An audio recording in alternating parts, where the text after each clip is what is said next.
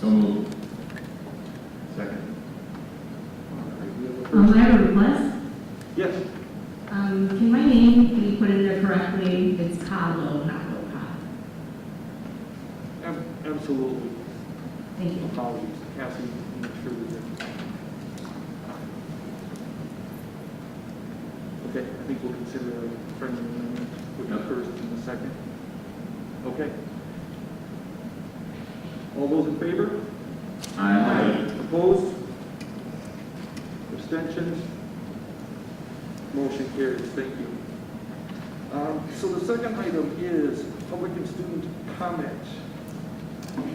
So we do have a couple folks signed up tonight, and I want to, before they have a chance to speak, I do want to take this opportunity to remind everybody of a few of the items that are in our public comment policy that I should have communicated before last week's meeting, but did not. And that was obviously my omission. Participants must be recognized by the presiding officer and will be requested to preface their comments by announcement of their name, address, and or group affiliation, if and when appropriate. Speaker shall direct all comments to the board and not to staff or other participants. Public comments identifying specific personnel or students by name or through the use of sufficiently detailed description as to identify the individual student referenced are not appropriate subjects for presentation to the board and should be referred to the superintendent's office. Comments will be rejected if the content is reasonably interpreted to constitute discriminatory or harassing statements on the basis of any protected class. And speakers bear closer. Better? Yeah. All right. I'm sorry. Speakers bear the personal risk if anything he or she says during the public comment period is defamatory, slanderous, or otherwise harmful to another individual. And the presiding officer, in this case myself, may interrupt, warn, or terminate a participant's statement when the statement is too lengthy, personally directed, abusive, obscene, or irrelevant. And also a reminder for those in the audience of general behavior guidelines. Please refrain from applause, from booing, from comments to public speakers. We want to make sure that we create an environment that is supportive regardless of the topic and regardless of someone's position on the topic. So please remember that, and let's try to be good examples for everybody who's watching, especially the kids of the district. So thank you. With that, our first speaker tonight is Jake Engel. Mr. Engel?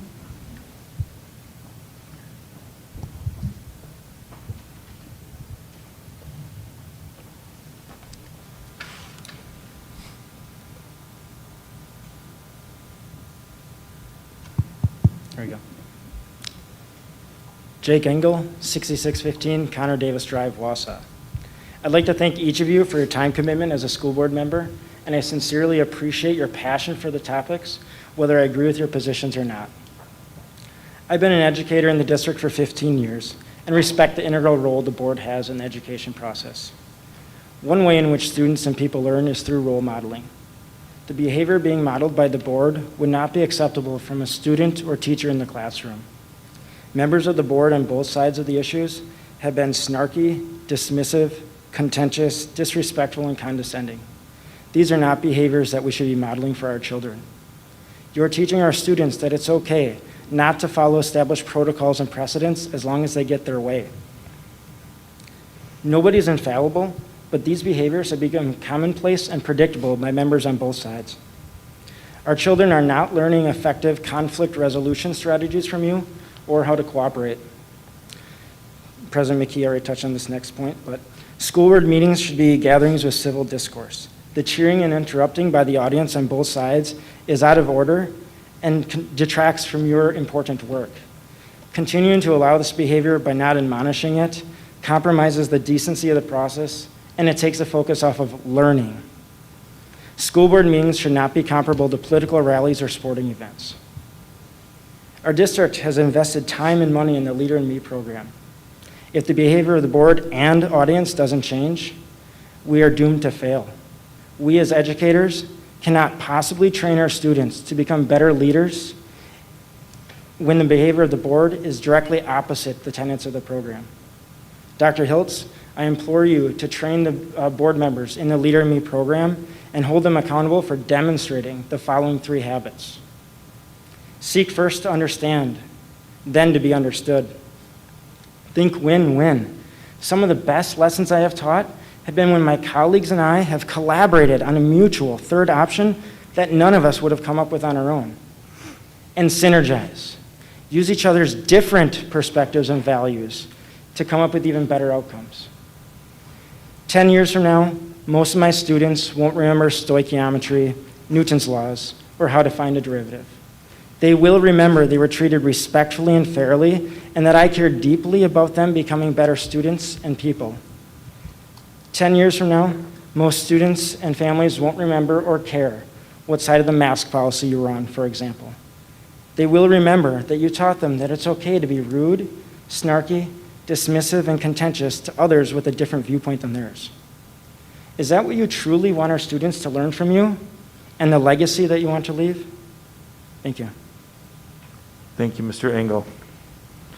All right, and our next speaker, Ms. A.R. Hockers. No Al? I'm sorry? No Al tonight? No. Oh, no, I guess not. A.R.? Yeah.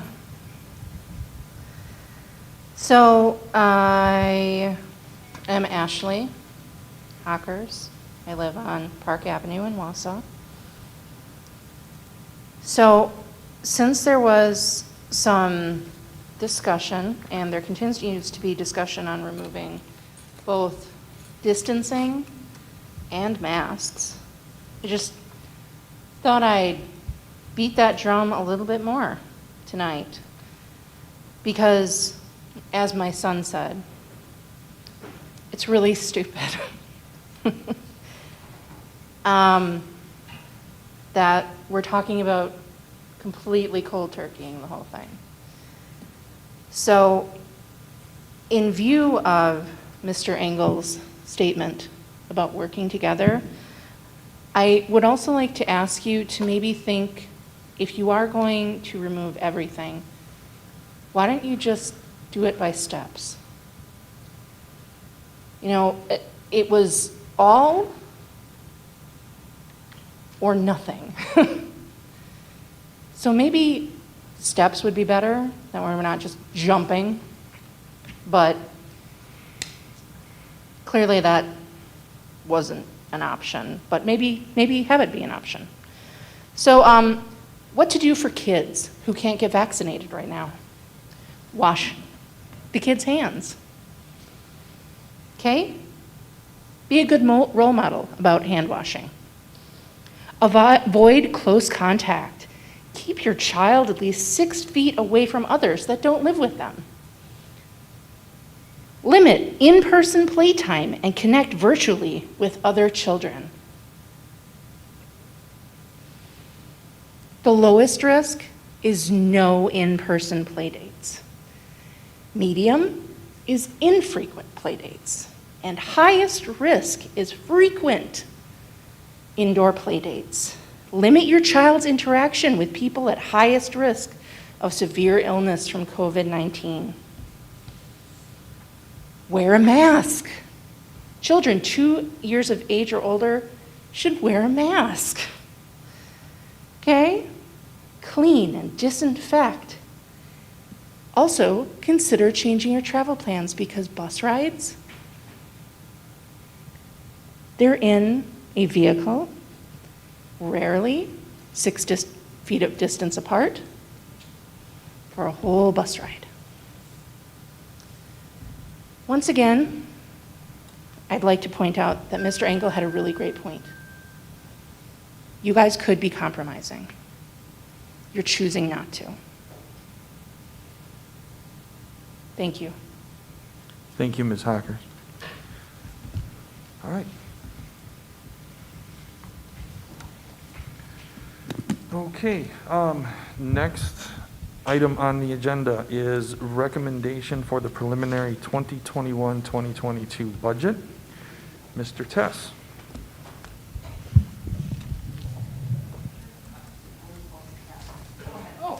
Supposed to have it.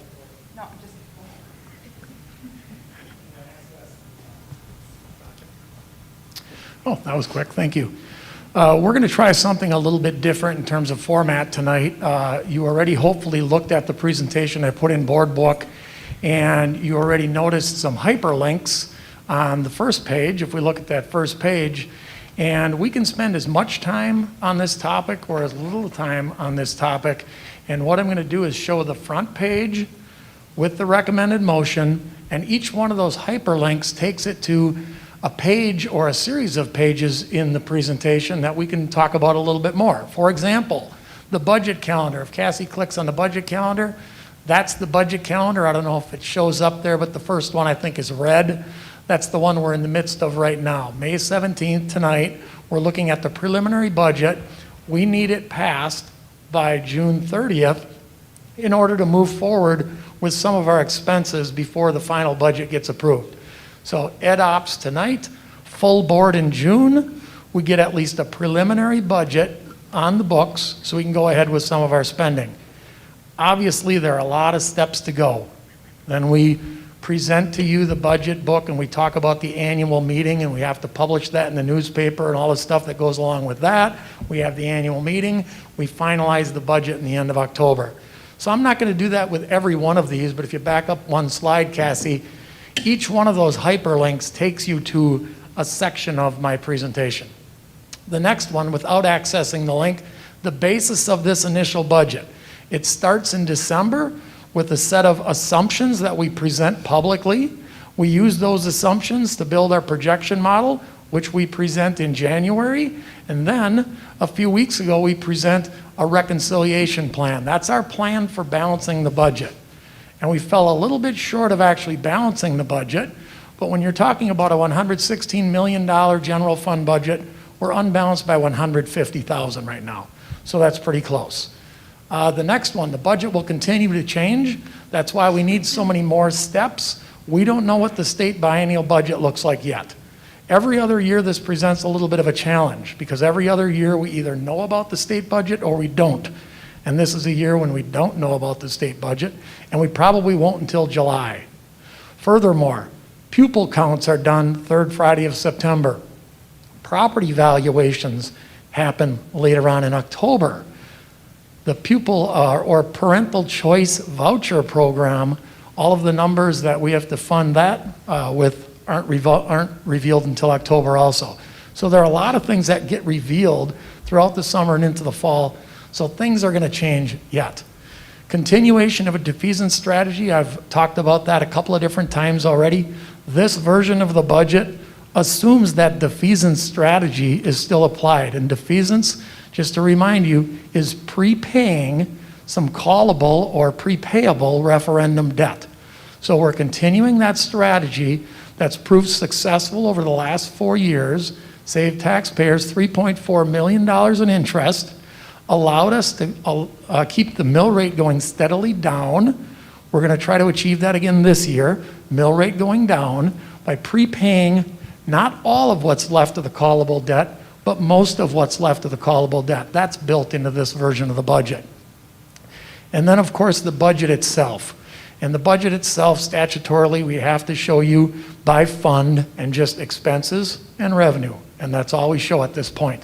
And then we get an initial budget approved by you tonight, full board in a few weeks, and then we have enough to go by to have an actual budget on the books for July 1st.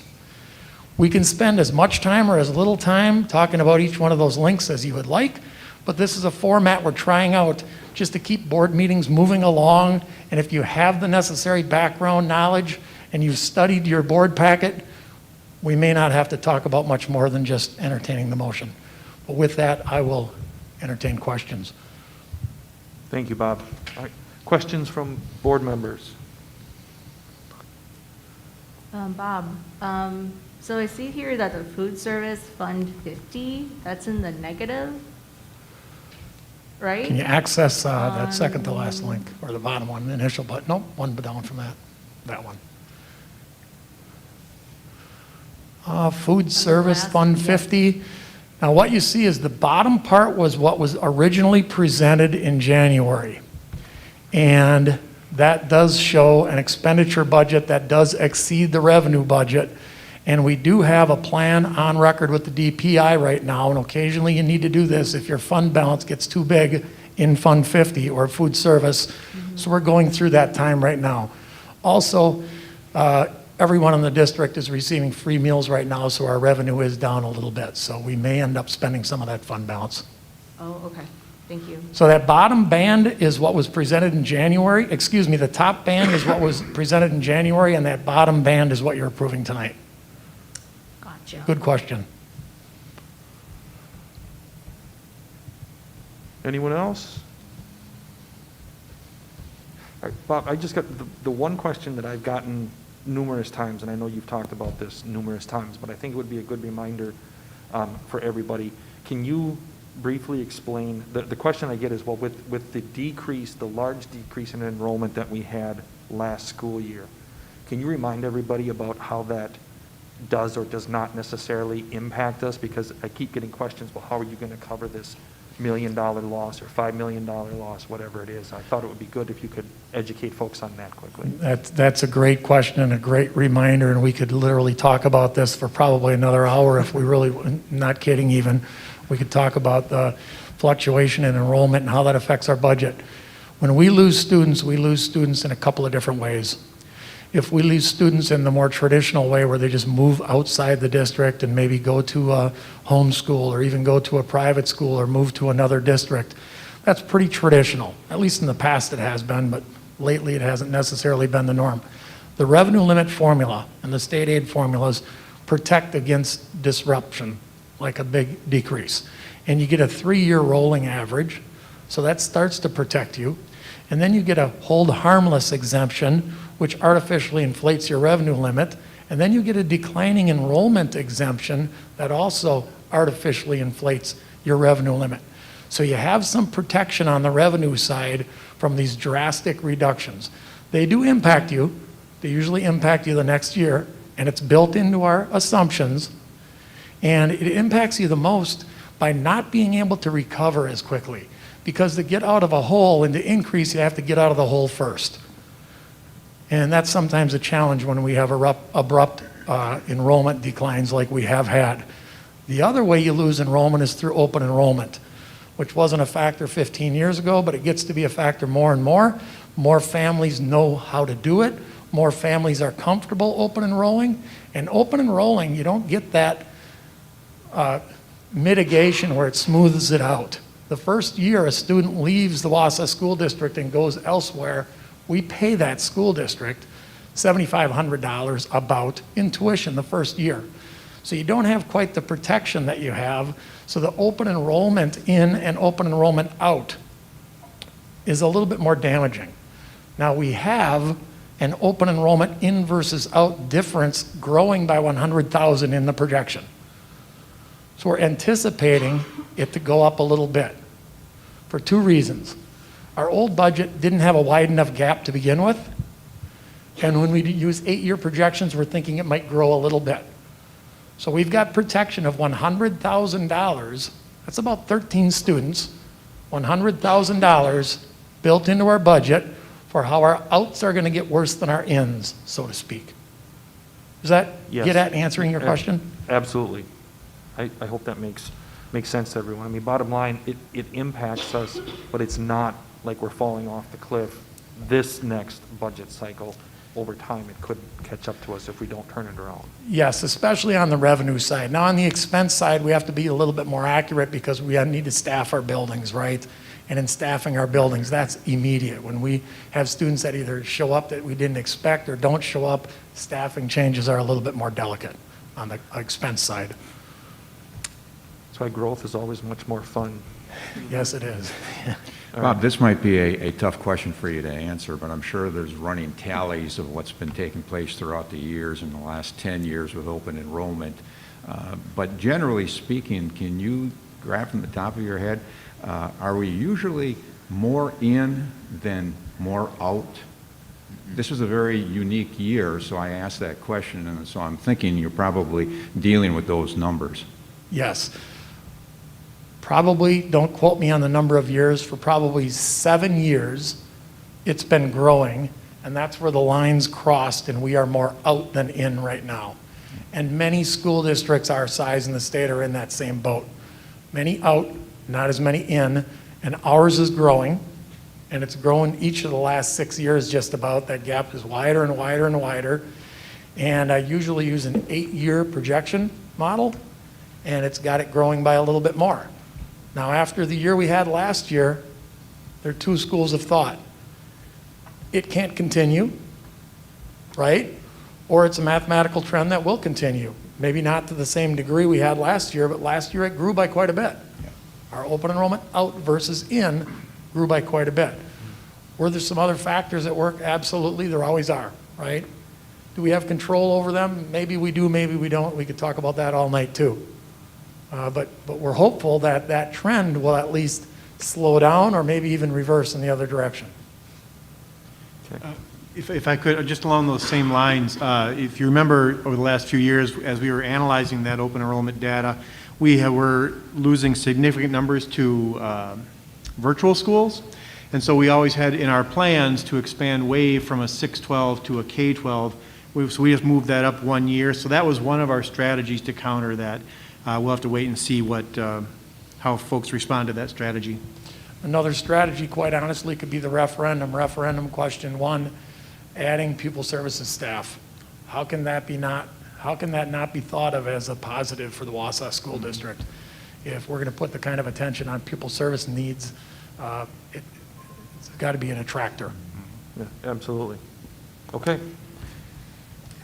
There's no other questions? Not seeing any. All right, I will now seek a motion to approve the preliminary budgets as presented in order to proceed with 21-22 expenditures committed to before final budgets are approved. So moved. Got a first? Second. All right. We have a first and a second. All right, any other comments? Okay, all those in favor? Aye. Opposed? No. Abstentions?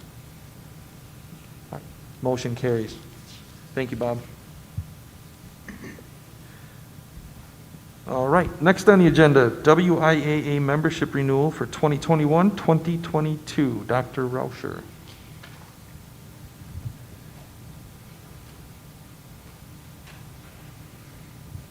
Hello, everybody.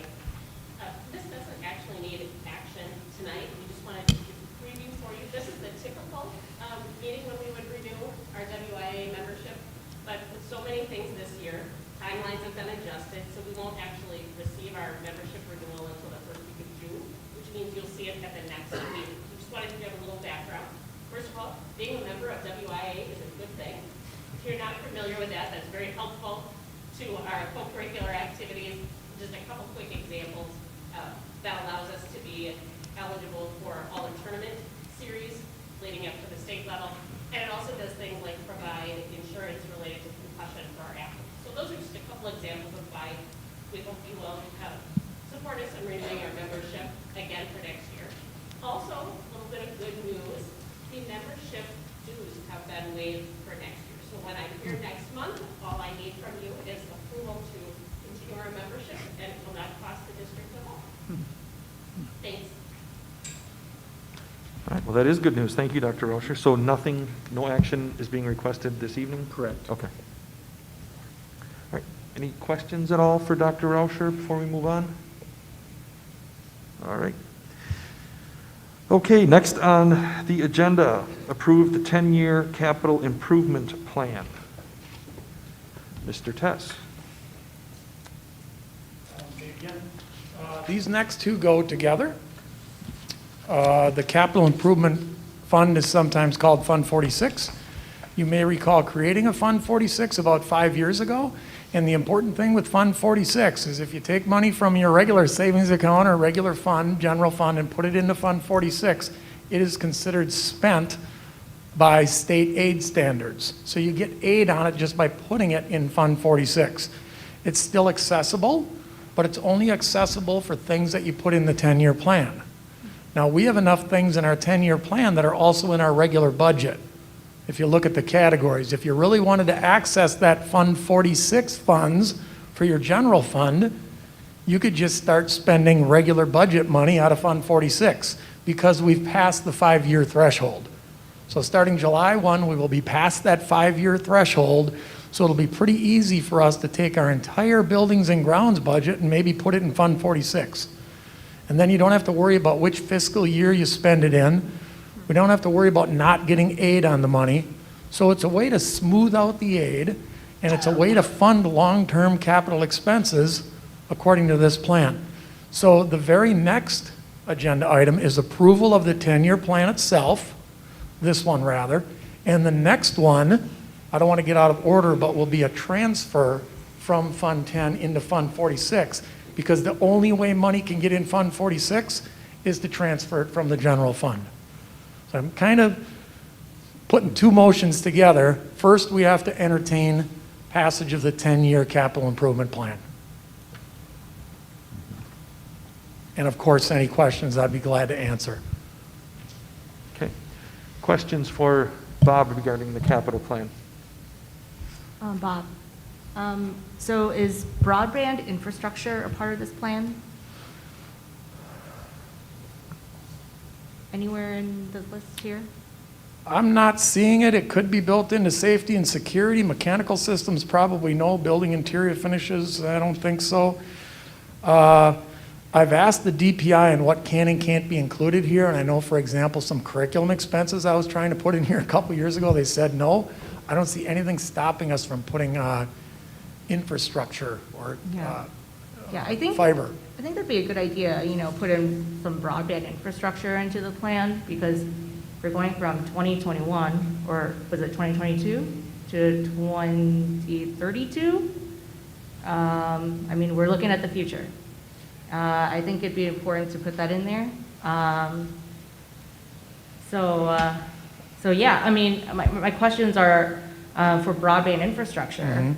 For the district, what does it look like now? What needs work? What needs fixed? What improvements? And what is on the horizon in terms of broadband infrastructure? And then what would be the costs for that? I don't know if you can get that information for our next meeting, but I think that'd be really important to plan for the next 10 years. Yes. In broadband infrastructure for our district. We'll look into that exactly. I'll probably need John Uding's help in the next few weeks to look at that a little bit more closely, maybe get something in here. That's one of the nice things about the committee and then the board.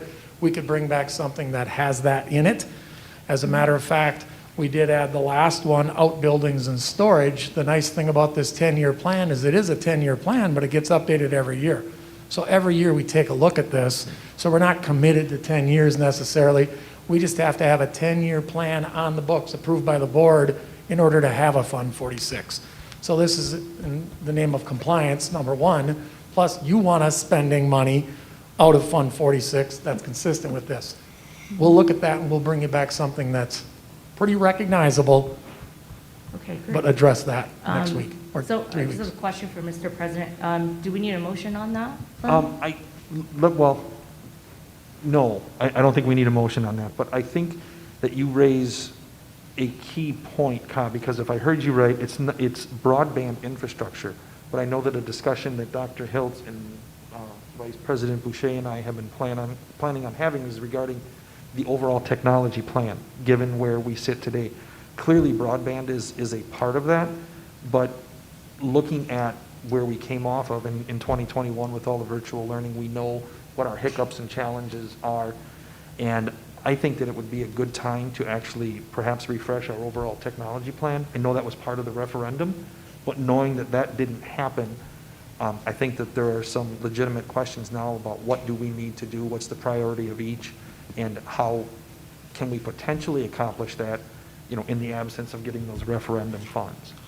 So I don't know what your thoughts are on that. I mean, certainly we can come back with the information Ka's asking for. Agreed on all of that, and I think putting it in here is probably a wise idea, because Okay. once it's in here, if we want to ignore it, we can still do that.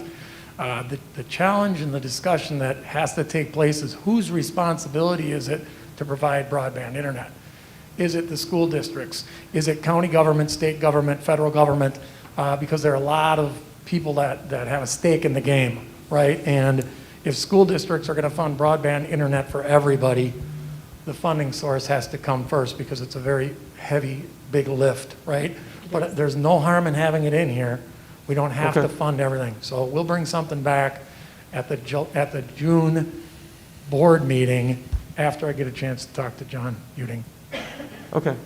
So we'll include in some form, the broadband will be included in this 10-year plan, and it may or may not even be bigger than that from a technology. I think we'll probably be general about it, like we are with some of these Okay. that say more about technology in general, technology capital improvements, which could include that and many other things. Okay. All right, that worked.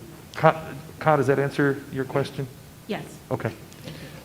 Could I ask for a clarification? When you say broadband access, are we talking, is the board interested in planning for the district, or is the board interested in broadband to families? And just a note, as I speak to legislators, that's a high priority for the state legislature, is funding expanded broadband for families. So just a clarification.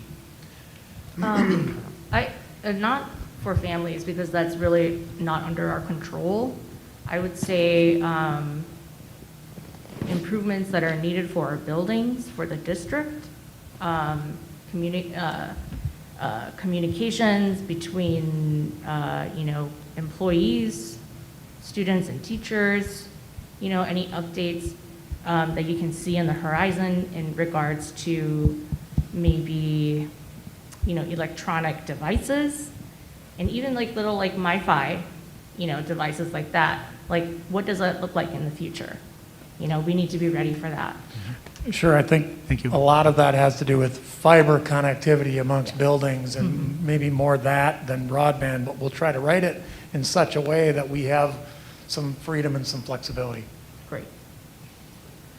Great, thank you. Any other questions or comments for Bob on the 10-year plan? This might be just a redundancy of questions that I've always asked, but when it comes to the bandwidth, I believe we have enough fiber coming into each building, Mr. Uding? Yes. So, Every building has at least 1 gig. connection, and we are able to go up to 10 gigabytes in several buildings. Hewitt being the exception. They are a point-to-point radio system. We upgraded that, or that's coming. That'll be about 700 megs, which is enough for that building. Right now, we have the ability to open more bandwidth than Charter supplies us right now. And that's what my understanding was. Following up with Dr. Hiltz there, pertaining to the families, that's the other thing, is that, do we have a plan through the ESSER money that's coming in, that might suffice for the families? Because in the future, obviously, every school district's going to have to be prepared to shut down at different times, whatever, let it be for snow or what other experiences we have for weather up here. Plus then now, if we have another follow-up of a pandemic, we need to be ready for those types of things. I guess my concern would be then the families, and then where are they going to be?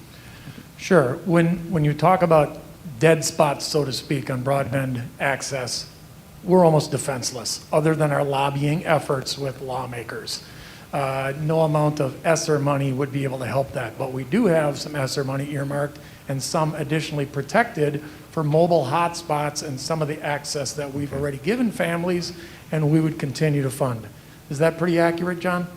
Yes, that's pretty accurate, and much of what you're asking about is funded through E-rate, through the USAC and federal dollars that are distributed to the states, and they've recently made some changes to allow reimbursement for access provided to families. So that would fall back in the E-rate, much how we fund our servers, our access points, all of the infrastructure points that you made.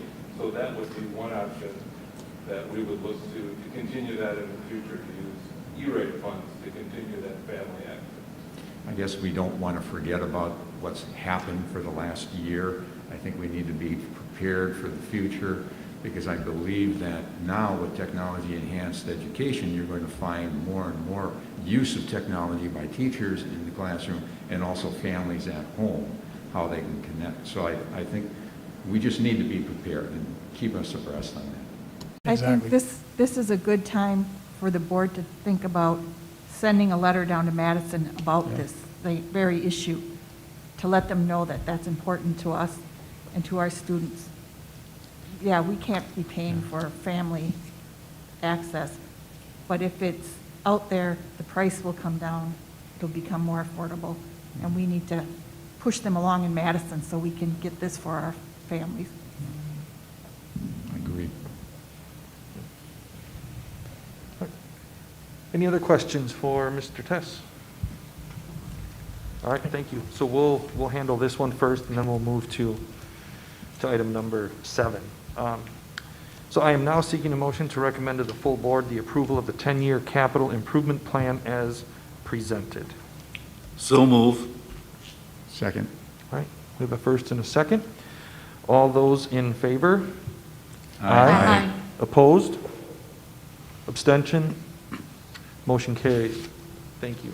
On to the next. Thank you. The next agenda item is how do we fund Fund 46? And it's just a matter of taking from the general fund, transferring into Fund 46 to fully leverage aid, smooth out the aid, so therefore we smooth out the tax levy and smooth out the mill rate.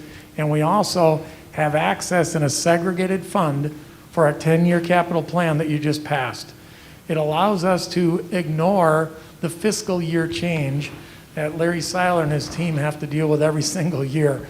Do we get it in June and put it in the previous fiscal year? Does it happen in July and in the next fiscal year?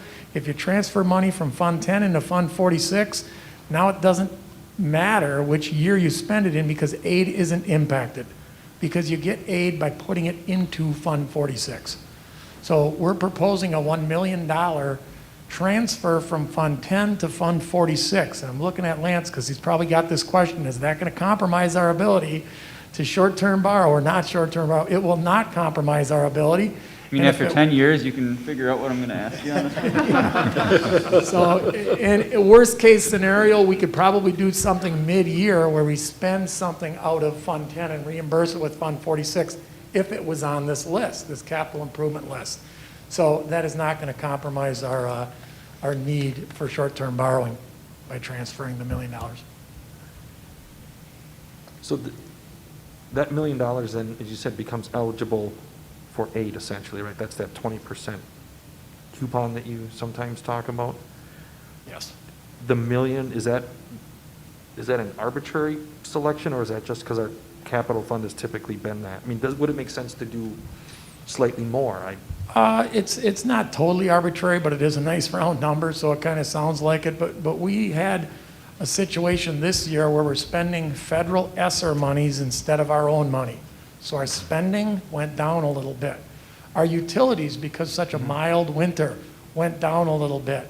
Our transportation, because of taking off on Fridays, went down.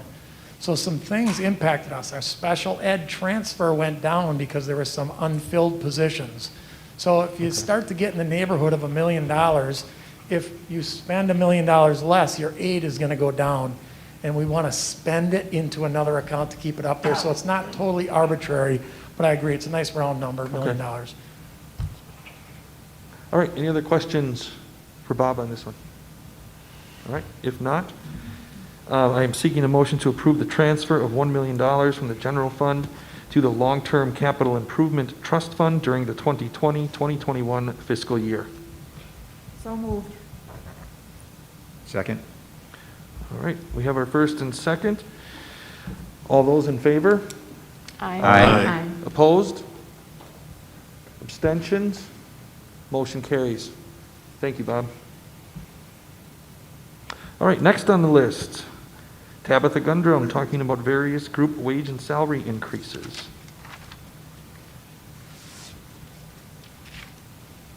The It's on? Okay. Good evening. Thank you so much for being here tonight, and this is an important action item for all of our staff ultimately, but particularly you're taking action on the non-teacher positions in the district. Historically, what has happened with these increases is that we have matched the overall percentage of increase that our teacher group generates when we process their movements on the schedule and such. Based on the information that we have currently, and that includes degrees that have been submitted and any other kind of movements that would be happening for the teachers, that costing is coming in currently at 2.151 technically.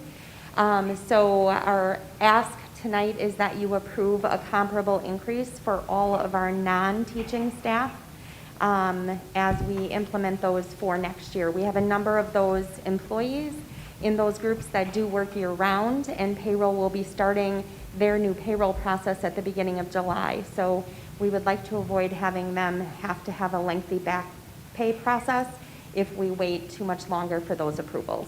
So, and I'm available if you have any other questions. And just to know about that, that assumption is built into the budget, correct? Yep. Thank you. All right. Any questions for Tabitha?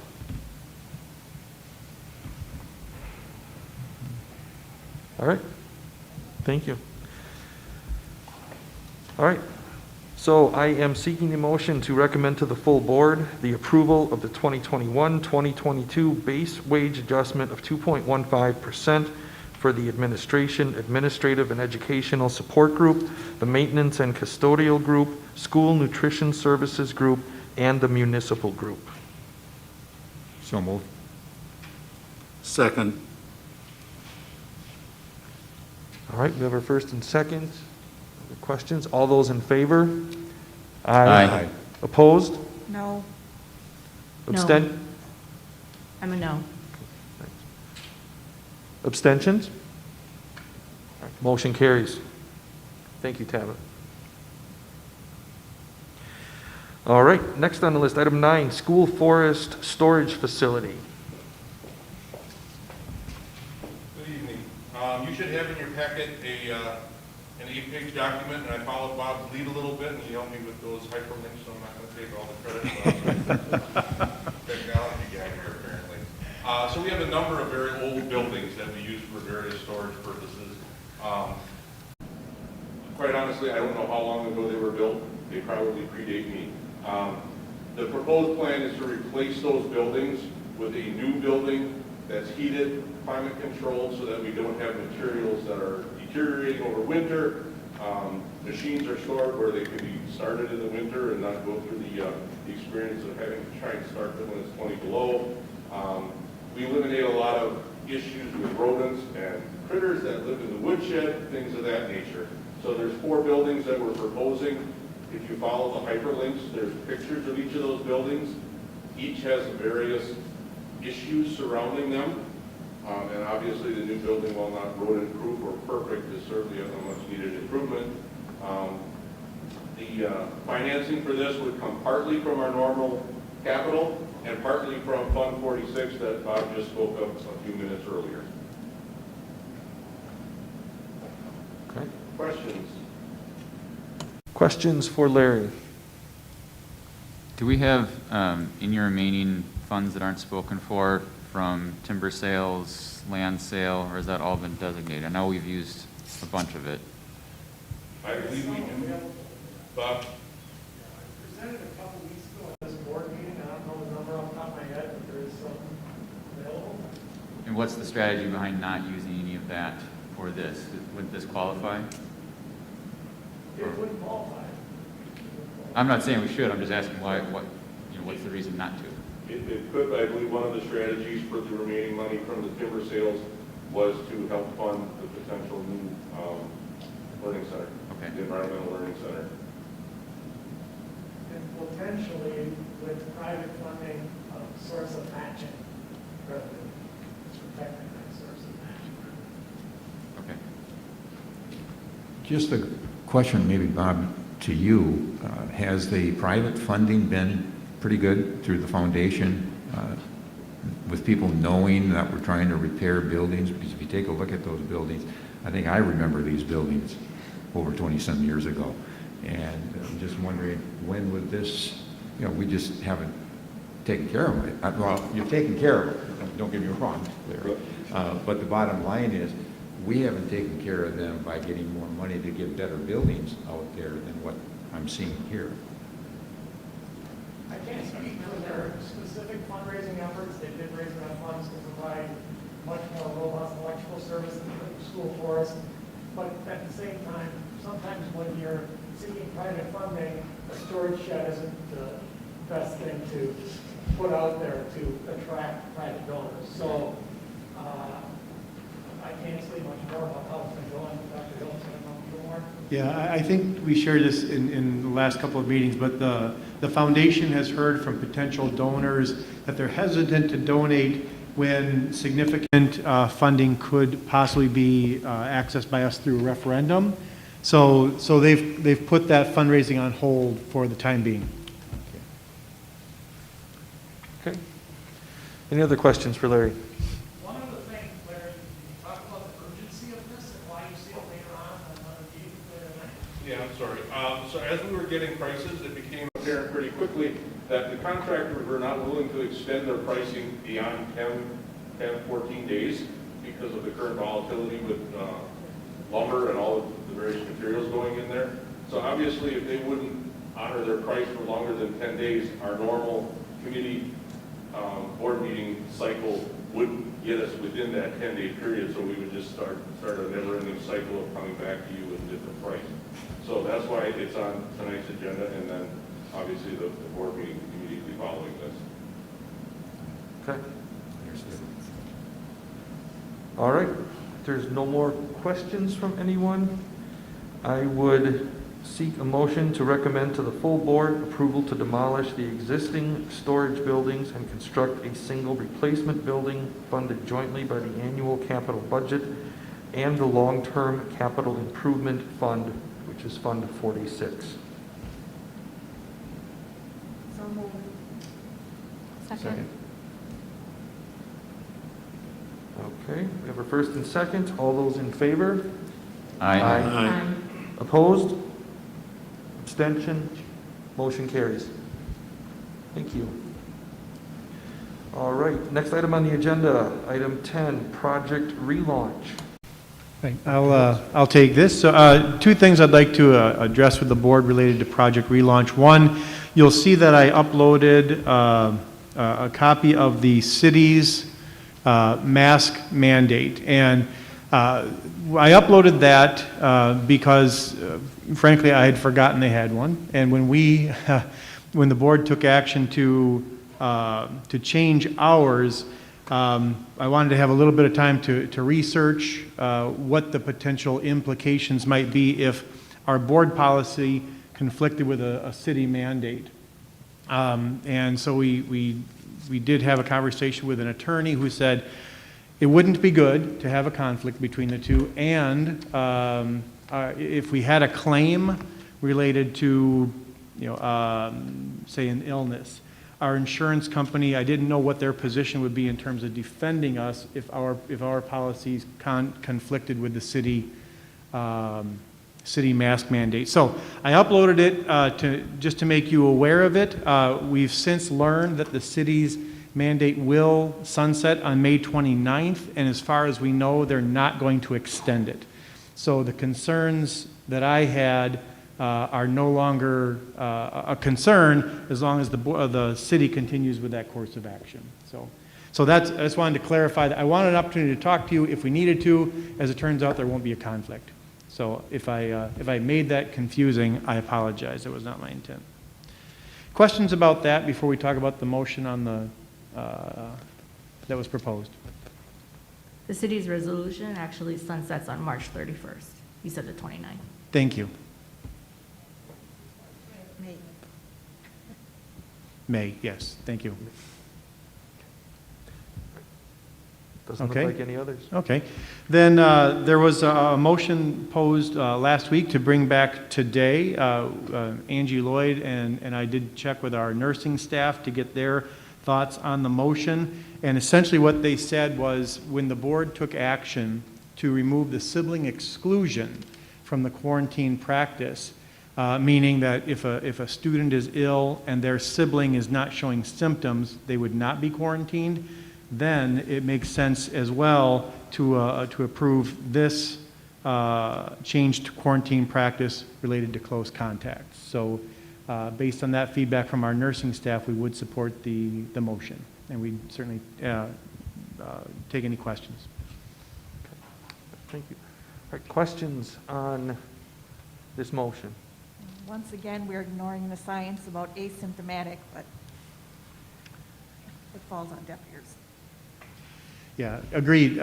We would be getting ahead of DHS, and we feel that with the low transmission rate and the few number of school days left, that the risk would be minimal, but you are correct. What would happen if we reduced the distance for what's considered a close contact to 3 feet? If the CDC is telling us that 3 feet in masks is sufficient, if we reduced the close contact consideration to 3 feet, and if we do what we're supposed to do, wouldn't that be a way to avoid quarantines without totally doing away with quarantines? Actually, the definition of an exposure by the CDC actually has nothing to do with masks. It's just time and distance for the CDC and all No, I know health it's departments 15 across minutes the board. accumulated Yeah. through the day, but if they're, if they're telling us that that 3 feet of distancing is sufficient, Right. I mean, they've told us that. Right, Um, makes sense. Mhm. Because I did hear from some people who said that the reduction to 3 feet has caused some quarantines that probably wouldn't have resulted in quarantines prior. Right. So while the CDC updated the go to 3 feet, they did not update their contact, tracing guidelines to the 3 feet. They just kept it at 6 feet. So that's why we're running into that trouble, for sure. Yeah, I guess I'd be more comfortable with reducing it to 3 feet than doing away with it completely, at least for the last, 2 weeks of the school year. Just that argument sort of works both ways, that, hey, there's only 2 weeks left, but that's also a reason to keep it in place, because we've got families that are there and have their kids in person with the understanding that, there's still going to be quarantines. And I'd be, at least for the remainder of the school year, I'd be more comfortable with reducing it to 3 feet than to just plain doing away with it. I'm worried that it encourages people not to get tested. I mean, the way you avoid a quarantine with this is you just don't get tested. You have the symptoms and you just don't get tested, and then I just keep coming to school because no one knows if I have COVID or not. Do you have anything to add to that, Angie? I mean, we had to quarantine 27 kids today because we still have 6 feet as the rule, but we have kids 3 feet apart. So that would make really good sense to go with what Lance was saying. Yeah, I mean, we're at the end of the school year, and if kids are missing the last week of school because they're quarantining, I mean, the last week of school is like, one of those big things at the end of the year, you get to say goodbye to your friends, see you next year. And, kids are going to quarantine and missing the last week of school. Yeah, and frankly, that was, an interest, getting kids to stay in school for those last couple of weeks. That was where the sibling exclusion change came, and I think this proposed change as well. The point of this motion and why it was written the way that it is to address that fact of kids having to quarantine. There are a large number of children that are being quarantined unnecessarily. They don't have symptoms, they never develop symptoms, never test positive, and they're being pulled out of school for 2 or 3 weeks at a time. Obviously, we have an achievement gap that we're trying to address. And comparatively, we're behind districts in that regard because we spend more time out of school.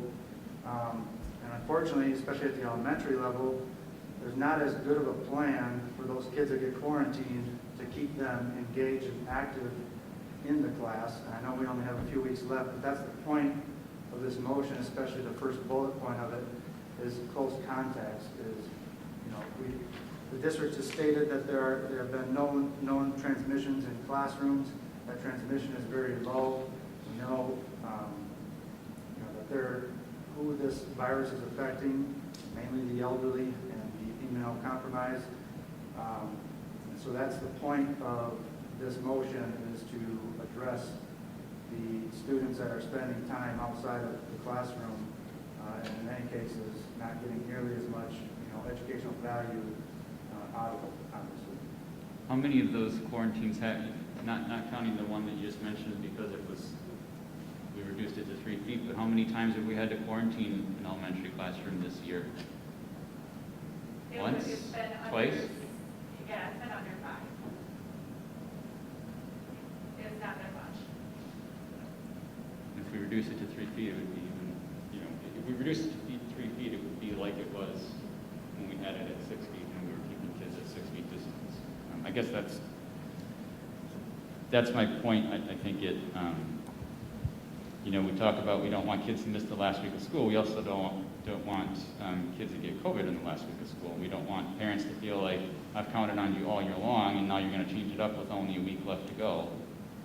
I think it's a conversation I think a big change like that is a conversation better for the fall than for right now, but I'd be comfortable with 3 feet. You Lance, making a are you- motion? Well, no, I think John has a motion, and so I wouldn't jump the gun on him. If that motion doesn't pass, then I would make that motion to reduce it to 3 feet. But I'm not going to jump ahead of John if that's the motion that we're going to vote on first. Okay. Other comments? I just want to remind the board that at our last meeting, when this motion was made, Mr. President, the member who made this motion made it off of disingenuous facts or ignored certain facts. I mean, Waukesha County Department of Health Services was referenced, didn't mention that they only made their changes, but then they still recommended primary mask usage and distancing. We got rid of that, and then the CDC as well. And so if we get rid of this, quarantine, then we're going to be, 3 out of 0 here. No masks, no social distancing, or social distancing reduced, and no quarantines. So if we have a flare-up in the summer, the only people we have to blame is ourselves. And I've heard from parents that they wanted their kids to go to summer school, and now they're considering pulling them, or they have pulled them from summer school. We've heard all year long about the achievement gap. And so if we want kids to go to summer school, we would want this in here so that they are going to summer school to close that achievement gap. So I don't understand why we're talking about achievement gaps and then we're taking this away and parents are pulling their kids. So if we want to close that achievement gap, we need to keep this quarantine in here. And personally, bring back universal masking, and the 3 feet I am fine with, but we really need to bring back the universal masking if we want to close this achievement gap so that parents are confident in bringing their kids back to summer school. One clarification on that, even though I just spoke against it, now I'll speak in favor of it in this sense. It doesn't totally remove quarantines because quarantines would still be in place for COVID positive. Oh, you are correct, Lance. So it removes quarantines for people who just were close contacts. And those that would develop symptoms would have to quarantine as well. Correct, but we're removing the masks. We're removing the masks. We're making them optional. So I think it follows other practices at other facilities that makes self-attestation kind of the norm on what people, when you get quarantined or not. You know, if you start having symptoms, you come home, you get quarantined, you stay, but if you're in contact with someone that's quarantined, you're still able to function, work, and all those things. And that's why I supported second this night. You know, it's the same for my facility where I work at. If we have contact, we come in, we self-attest, as long as we're asymptomatic and fevers, we're able to stay working. So I think that does help keep kids in school instead of making them, when they're not having any symptoms, stay home and allowed to continue working on getting their achieving gap. Has there been any update on the science on that? You know, so many things have changed along the way, but it seems like this hasn't. You know, why are they still staying with 14 days of, you know, why not after 12 days without symptoms can you not come back with? Has anything happened along the way to justify that length of time?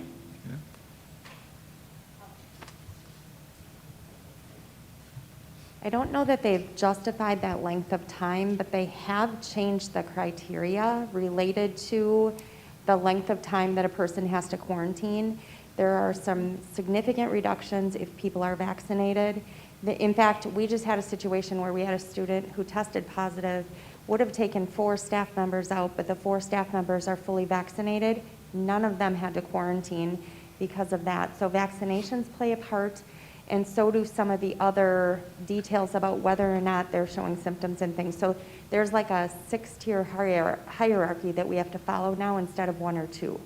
So they have adjusted some things, but the 14 days they have not, as of yet. Now, they just did some other updates on masks, so maybe that's coming, but that has stayed for the last month maybe, since they did the last update.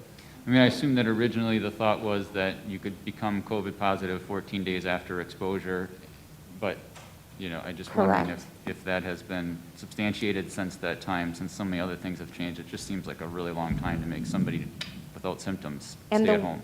The waiver that they have in place right now is if you are still symptom-free, I believe it's 7 days in, and you go and get a negative COVID test, you can return. You don't have to stay out longer. So they did put in a caveat that as long as you have a negative test after so many days of that exposure to the positive person. I understand what you're trying to address, and that's slightly different, but I just wanted to point out that they did make some modifications in that process along the way, fairly recently. I would like to see those things included in this. I'd also like to see, because we now have students that are fully vaccinated. So if they come in contact, just like the teachers that are fully vaccinated, I don't think they should have to quarantine.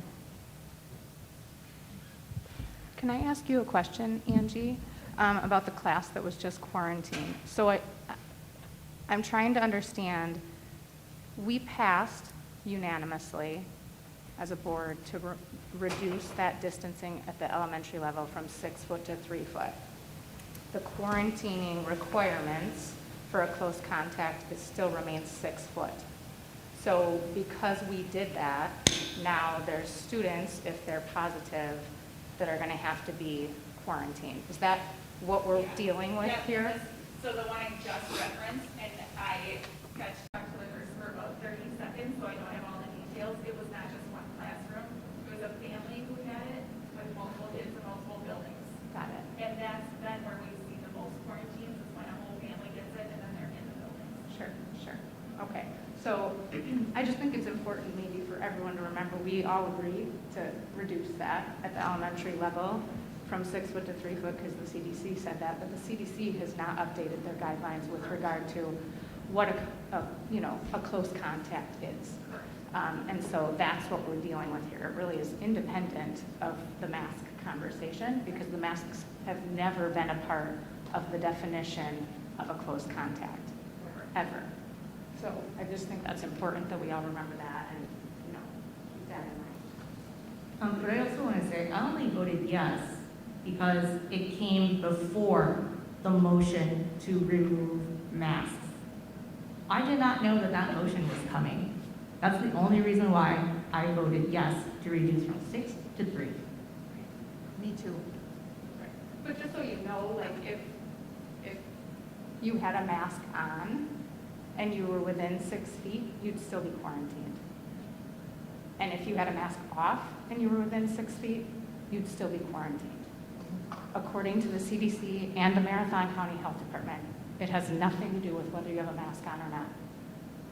I heard you, thank you.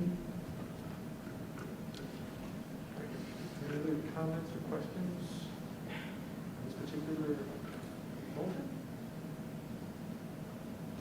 All right. Hearing none, I am seeking a motion effective immediately to allow students and staff who have potentially been exposed to COVID-19 into schools for in-person instruction if the following is met. Close contacts remain symptom-free and agree to self-monitor for symptoms a full 14 days following exposure. Close contacts will immediately remove themselves from the school facility if symptoms develop. Close contacts are strongly encouraged to get tested on day 6 or 7 after exposure to help identify asymptomatic spread. I'm seeking a motion on that. So moved. I'll second. All right. Any other comments or questions? All right. All those in favor? Aye. Opposed? No. No. Abstentions? Motion carries. Thank you. All right, next item. Item 11, possible restructure of board and ed ops committee meetings. Yeah, I can speak to this. So this is really just a topic of interest and something for the board to consider. There's no need to take any quick action, but just a couple of examples. So tonight we had to schedule a special meeting because we had some time-sensitive bid, situations. We've also had a few other occasions where we've had to call special meetings because waiting 2 weeks between a committee meeting and a regular meeting really wasn't prudent. For folks who aren't aware, this is the committee meeting, and the board really can't take action at a committee meeting. They can't take final action. And so we're just wondering, is the board interested in possibly restructuring our meeting situation? So just as a concrete topic of discussion, would the board be interested in having 2 meetings a month, as we currently do, but making them both regular board meetings, where simple items, so for instance, the approval of the lacrosse, co-op, something that's very simple, wouldn't require a motion and a vote at the education and operations, only to then take final action 2 weeks later. Some simple things like that. Also time-sensitive objects like we're talking about today. Certainly, any topic that the board felt needed more exploration, or if they wanted to make sure that the community had ample time to be aware of a topic, could just be tabled and moved to a future meeting. So that's just a topic. We had a couple of conversations about it, and I thought, well, let's just bring it to the board and see if there's any interest in that possibility. What's the benefit to that beyond simply scheduling a special meeting like we did tonight for any time-sensitive topics? One additional benefit would be in hiring, particularly this time of year. We interview, we make offers, and if we have to wait a month in between, it just has hiring situations that are unsettled for a month instead of just 2 weeks or less. Right, but I mean, I didn't say that very well. So what's the advantage to doing that in the regular meeting, 2 regular meetings a month, as opposed to just adding on a special meeting? We could do it either way. You know, this would just be a built-in opportunity for action every 2 weeks as opposed to a month. I know there are other districts that they just have that regular meeting once a month. I think our neighbors in Everest have that kind of a structure. So the committee structure certainly works. It just sometimes people get confused. People have asked me, well, I thought you approved it at the last meeting. So it's just an opportunity to. Well, I think the committee name is confusing. It was sort of a convoluted way that we got to this point over the many years, and the name stuck, and the committee name is certainly confusing. The concern I have with voting on things the same night is sometimes I don't know what I don't know, and so I don't think it's a big issue, and then I'm contacted by people who are interested in it after that, and I get good feedback, often from staff during that 2 to 3 week break between the quote-unquote committee meeting and the regular meeting. That's how we ended up with science on the cart in elementary school. I mean, I'm not as uncomfortable for motions that are specifically written out, like it comes from administration, and here's what we're asking you to approve tonight, assuming that the notice is out well in advance. But I'd be pretty uncomfortable with it for things that come up at the meeting. And I suppose the answer to that would be, well, then you can just have that one be one that you don't vote on that night. I have a feeling that within a short period of time, those would regularly be voted on that night as well. Well, but it wouldn't preclude us, as you said, from tabling discussion or tabling action on items that were much more impactful, had a broader, I guess, knowledge gap maybe that we needed to understand. Yeah, and that's why I said we would have the ability to do that, but I have a feeling that if the majority supports that motion, they will think that it's not a big deal. They will think that it's obvious. That's why I'm supporting it, and will vote in favor of it before actually hearing from the people who may be impacted by it. And I think that would become a very regular occurrence. That's my fear. And that's why I said sometimes I don't know what I don't know. I might think something sounds good, and I'm in favor of it, and then I find out, oh, I didn't think of that, which is not a surprise since none of us are educators. Well, not currently educators, anyway. No, understood. I mean, that certainly is a risk, and I know we've been getting questions. Oftentimes, I start getting questions as soon as the agendas are out there, and I know it's a few days beforehand, so there's still that time period. It's not as long, to your point, which could be, an anti-issue. I think there's a lot of advantages one way or the other. It's 6 one way, half dozen the other. I take a look at Dr. Hiltz, your board up in Ashland, and I know the last board that I was with, we met once a month, and we had committee meetings throughout the month. And then committee meetings would take place, and then you'd motion or move it to a motion at the total board meeting because of the fact that you didn't have enough people to pass it through. So having our meetings the way they are, twice a month, I see it as a big advantage because everybody knows what's happening because we're all told. A lot of complaints about committees is that some people would say, well, how do I know what you talked about? That's what we used to do. So we used to have an education Correct. committee and an operations committee, and Correct. then at the regular board meeting, you'd rehash everything that happened in those meetings anyway. It saved no time. Exactly. And so the bottom line, having 2 meetings like we have, and then we can put a motion forward or table it, now we have options. And I guess I look at everything as how can you get an option? How can you have choices? If you don't know enough about something in one meeting, in the committee meeting, so move to table it to the next meeting, and then we can get some more information on that. But it gives us flexibility. Well, I think you'd like the flexibility. But we have flexibility with having a special meeting after. And I think what's good about doing them separately is we have our discussion. We might have some input beforehand, but once we have our discussion and people hear it and they hear those points, then they get back to us again. And it gives us a chance to mull over so we don't make mistakes. Yeah, I would agree with Lance. I mean, it's the fear of knowing what you don't know in the moment. And then like later, all of a sudden it's, oh, I didn't think of that, And that's happened to me sometimes, sometimes even, in my other role on a county board, and that usually doesn't happen. So, so I would be uncomfortable with changing it, again, with the same reasons that Lance mentioned. And my question is, what is the definition of simple? You say simple issues.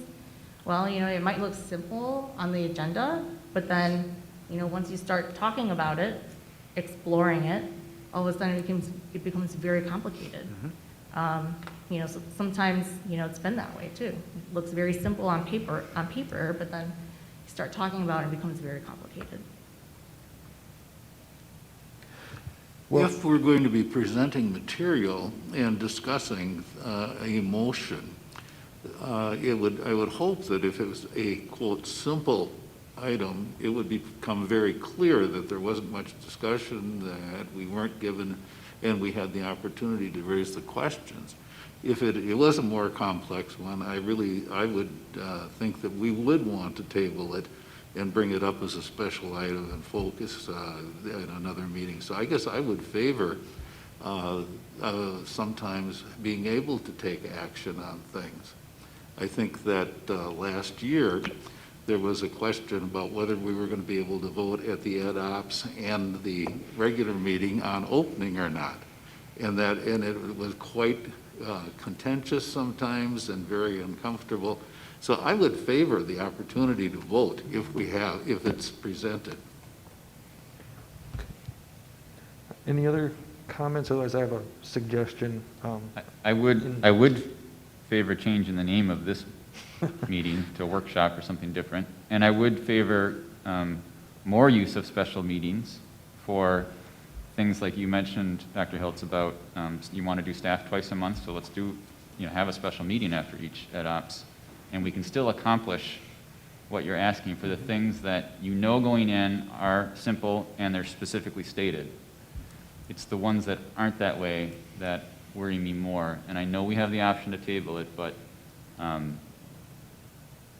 think it will become regular practice of approving it, and I think there will be times that we will approve it and the people that are impacted by it will then reach out to us. And the county board calls one of their meetings educational and the other one is their regular meeting. And I think that's a good option. Okay. In the spirit of assuming that there are things that we don't know, that we know about this, can I recommend that we table this until our June ed ops meeting? Just give people a few weeks to think about the implications of it. We may get feedback from others. Certainly doesn't need action right now, but we could come back to our June meeting. In the meantime, if you have direct feedback, I would recommend sending that to Dr. Hiltz. He or Cassie can compile that, provide that to us before that upcoming meeting, and we can just address it at that time. And if there seems to be some momentum or changing the name or whatever it is, we can address that. Sound reasonable? Yep. Okay. Good. Thank you. All right. Item 12, I am seeking a motion to adjourn. So moved. Second. All those in favor? Aye. Opposed? Meeting is adjourned. Thank you. Does anyone need, I think we are agendized to start a special meeting? Yeah. Yep. Anyone like a break, or we? Let's hammer through. All right. Okay.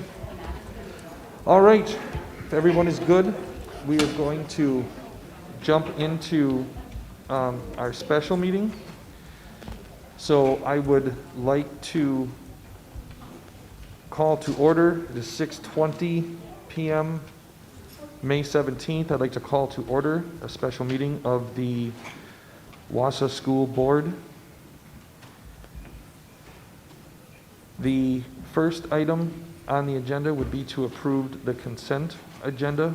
including appointments of additional staff, replacement staff, contract increases, separations, including resignations, contract decreases, terminations, leaves of absence, retirements. I'm seeking a motion to approve the consent agenda. So moved. Second. Okay. All those in favor? Aye. Opposed? Abstention? Motion carries. All right, next on the agenda for the special meeting is school forest storage facility. And this one also is going to require action. As part of the continued school forest capital improvements, administration seeks approval for replacing several smaller storage sheds at the school forest with one larger, more functional building. Funding for this capital improvement would come from the regular capital improvement budget along with the long-term capital improvement trust fund, which is Fund 46. So obviously we just had the discussion, but if there are new comments or thoughts from anyone? Okay. All right, hearing none, I am seeking a motion to approve for the approval to demolish the existing storage buildings and construct a single replacement building funded jointly by the annual capital budget and the long-term capital improvement fund, Fund 46. So moved. Second. Second. First and a second. No comments, okay. All those in favor? Aye. Opposed? Abstentions? Motion carries. All right, item number 4, project relaunch. The board will discuss the proposed motion that was tabled at the regular board meeting. Obviously, we just had the dialogue. Before I seek the motion, are there any other comments or thoughts? Okay. All right, hearing none, I am seeking a motion to, that effective immediately to allow students and staff who have potentially been exposed to COVID-19 into schools for in-person instruction if the following is met. Close contacts remain symptom-free and agree to self-monitor for symptoms a full 14 days following exposure to the close contact. Close contacts will immediately remove themselves from the school facility if symptoms develop. Close contacts are strongly encouraged to get tested on day 6 or 7 after exposure to help identify asymptomatic spread. So moved. Second. Any Can we do a comment? roll call vote, please? Yes, should have a roll call vote requested by Ms. Lowe. Any other comments? Okay. Jim Boucher, Yes? John Creasure, Yes. Kyle Lowe, No. Cody Nicolai, Yes. Jane Roosh, No. Lance Trollope, No. Karen Vandenberg, Yes? Lee Webster, Yes. Pat McKee. Yes. Motion carries. All right, with that, I am seeking a motion to adjourn. So moved. Second. All those in favor? Aye. Opposed? We are adjourned. Thank you, everyone. Have a good evening. Ooh, I can actually catch the end of my son's baseball game. That was pretty good. Where's that? It didn't take too long. It opened.